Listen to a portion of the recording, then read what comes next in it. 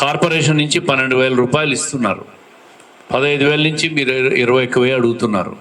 పెంచి ఇవ్వాలంటే కౌన్సిల్లో పెట్టాలా? కౌన్సిల్లో పెట్టి ఎందుకు అప్రూవ్ చేయకూడదని చెప్పి అడుగుతూ ఉంటా. మీరు ఎందుకు మేయర్ని అడగడం లేదు? మిగతా 42 మంది కార్పొరేటర్లను అడగడం లేదు? 12,000 కాకుంటే 15,000 ఇచ్చేదానికి అవకాశం ఉంది. దాంట్లో కార్పొరేషన్ బాడీలో పెట్టి అప్రూవ్ చేస్తే కమిషనర్ గారు ఇచ్చేదానికి అవకాశం ఉంది. ఖర్చు కార్పొరేషన్ మీద పడుతుంది, తప్పదు. ఆ భారం కార్పొరేషన్ మోస్తుంది. ఎందుకంటే మీరు అత్యంత క్లిష్టమైన పనులు, కష్టమైన పనులు చేస్తున్నారు కాబట్టి దాన్ని మేము కూడా స్వాగతిస్తాం. మీ కష్టాన్ని గుర్తిస్తాం.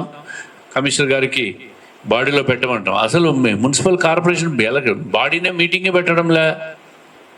కౌన్సిల్లో ఈ తీర్మానాలు పెట్టి మాకు న్యాయం చేయండి అని చెప్పి మీరు అడగాల. మీరు అడిగినారు పర్మనెంట్ వర్కర్స్కి జీతాలు పెంచాలని, ఆప్కాస్ వాళ్ళకు 62 ఏళ్ళు చేయాలని చెప్పి అడిగినారు. ఇవన్నీ కూడా స్టేట్ పాలసీస్. ఇవి ప్రభుత్వం దృష్టికి తీసుకుపోవాలి. నేను ఈరోజు రాత్రికి మంత్రి నారాయణ గారితో మాట్లాడి వాళ్ళని కలిసినాము. వాళ్ళ డిమాండ్స్ ఈ విధంగా ఉన్నాయి, తొందరలో పరిష్కారం చేయాలా. వాళ్ళు కూడా రాష్ట్రంలో ప్రభుత్వం వచ్చేదానికి అన్ని రకాలుగా సహకరించినారు. మీరంతా ఓట్లు వేసినారు, కడపలో ఎమ్మెల్యేని గెలిపించారని నేను భావిస్తూ ఉన్నా. సంతోషం. మీ బాధ అర్థం చేసుకునే దానికి అసలు మొదటి మెట్టిది. అసలు ఈ ప్రయత్నం ఎవడు చేయలే, మేము చేస్తున్నాం. నేను అడిగేది తాగునీటి సమస్య కొరత రాకుండా చూడండి దయచేసి. ప్రజలు చాలా ఇబ్బంది పడుతూ ఉంటారు. మీరు కడపలో మీ మున్సిపల్ పర్మనెంట్ వర్కర్స్ ఎంతమంది ఉన్నారో చెప్పండి, ఆప్కాస్ వాళ్ళు ఎంతమంది ఉన్నారో చెప్పండి. ఒక అసోసియేషన్ ఉంది మీకు. కడప కార్పొరేషన్లో ఎంతమంది ఉన్నారో చెప్పండి. వాళ్ళందరికీ నేను ప్రమాద బీమా నా ఖర్చుతో ఇప్పిస్తాను. నా ఖర్చుతో మీకు ప్రమాద బీమా సొంతంగా నేను చేయిస్తా. ఇది నా చేతల్లో ఉన్నది. నా చేతల్లో ఉండే సమస్యకు నేను చొరవ చూపి నేను చేస్తున్నా. మీకు 500 మంది ఉన్నారా, 350 మంది ఉన్నారా పర్మనెంట్ వర్కర్స్? పర్మనెంట్ ఎంతమంది ఉన్నారు?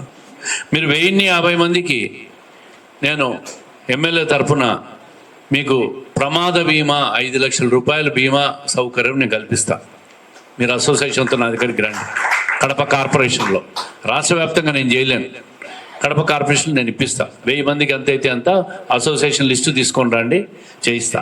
అంటే ఏదైనా ఒక సమస్య చొరవ చూపించి పరిష్కారం చేసేదానికి మేము సిద్ధంగా ఉన్నాం. కాబట్టి నా చేతల్లోనే నా ఖర్చు పెట్టుకొని నేను చేయించేదానికి మీకు సిద్ధంగా ఉన్నాను. అంతకుమించి నా చేతుల్లో లేదు. రెండోది, మంత్రి గారి దృష్టిలో అవసరమైతే ప్రిన్సిపల్ సెక్రటరీ మున్సిపల్ ముఖ్యమంత్రి గారు ఫోన్లో అందుబాటులోకి రారు. నేను అవసరమైతే నేను పోయి మాట్లాడి ఈ సమస్యను పరిష్కారం చేయమని అడుగుతాము, చొరవ చూపిస్తాం. మిమ్మల్ని కోరుకునేది ఒకటే, తాగునీటి సమస్య రాకుండా ఆ ఒక్క సర్వీసు మీరు ఎమర్జెన్సీ సర్వీస్ అంటారు, అది ఎసెన్షియల్ కమాడిటీస్ యాక్ట్. ఆ యాక్ట్ను ఇన్వోక్ చేయకుండా చూడాలి మీరు.